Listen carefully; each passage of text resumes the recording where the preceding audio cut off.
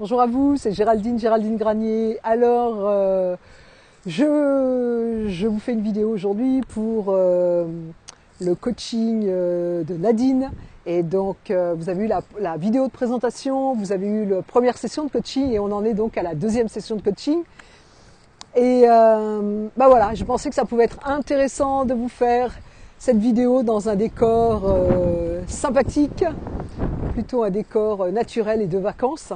Mon look aussi, mais voilà, on a tellement eu de Zoom, de trucs de bureau, etc. que voilà, j'ai choisi ce décor-là et j'espère que ça vous plaira.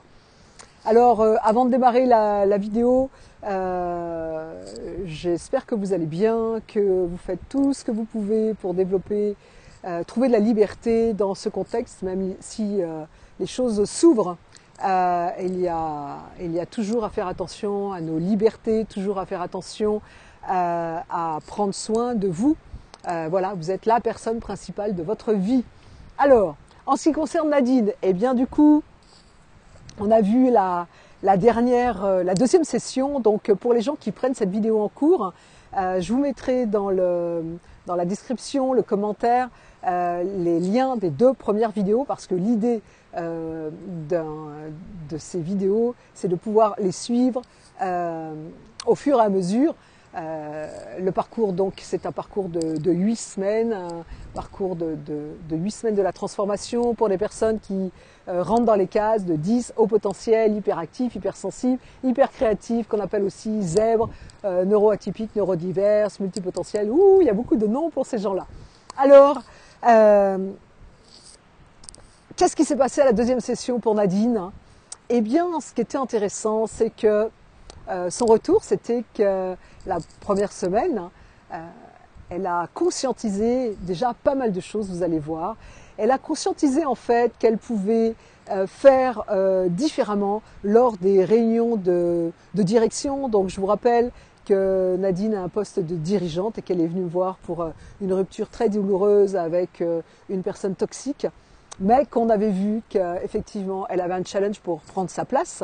Donc là, elle s'est observée et elle a conscientisé qu'elle pouvait faire différemment pendant les réunions de dirigeants, qu'elle pouvait avoir une autre posture et que dans cette posture-là, elle ressentait de la détente, de plus de sérénité et que même si tout le monde essaye de parler apparemment dans ces réunions, ça a l'air d'être une sacrée cacophonie et qu'elle se rendait compte, qu'elle coupait la parole, qu'elle captait les choses assez vite. Elle a aussi conscientisé qu'elle allait plus vite que les autres et que du coup elle coupait la parole et donc on a vu ensemble c'était quoi les avantages et les inconvénients de cette situation. Alors, j'ai ma petite feuille. Les avantages en fait de cette situation d'aller vite, ce qui est souvent le cas pour les personnes qui sont différentes. Voilà, ça tourne vite et des fois même on a du mal à arrêter tout ça. Eh bien, c'est qu'elle est très efficace. Elle a aussi une très très bonne analyse des situations, un accès à certaines nuances que d'autres n'ont pas. Également, comprendre des situations et les synthétiser très rapidement. Les inconvénients de ça, eh bien c'est quoi? C'est que comme elle va trop vite pour les autres, elle est impatiente, elle a une forme d'intolérance et elle coupe la parole parce qu'elle sait déjà, eh oui, elle sait déjà ce que l'autre va dire. Donc on a vu ensemble comment opter, comment avoir une nouvelle posture pour honorer en fait ses qualités. Et puis on a vu aussi ensemble comment revenir à son centre, c'est-à-dire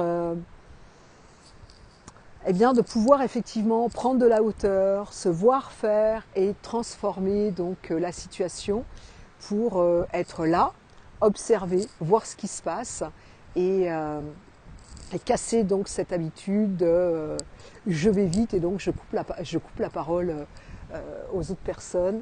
Et donc on a vu comment dans ces réunions elle pouvait avoir une autre posture et venir plus en soutien, plus à offrir la parole et voilà, et se la donner. Tout va être beaucoup plus simple en fait. Qu'est-ce que je voulais vous dire d'autre?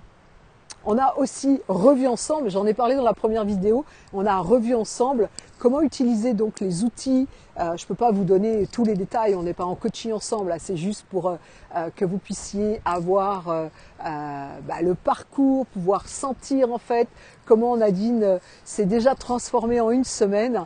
Donc on a revu ensemble comment elle peut revenir à son état d'équilibre.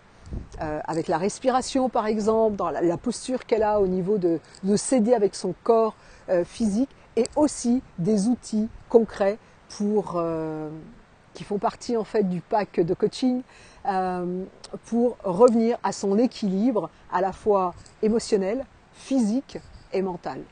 Voilà, et bien écoutez, toutes vos remarques sont bonnes à prendre. Dites-moi si vous vous retrouvez en fait dans cette session, si vous retrouvez dans cette impatience, qu'est-ce que ça peut créer chez vous, comment les outils peut-être que vous avez. Et puis, eh bien, je vous dis à bientôt pour la vidéo de la 3e session de Nadine. À très vite.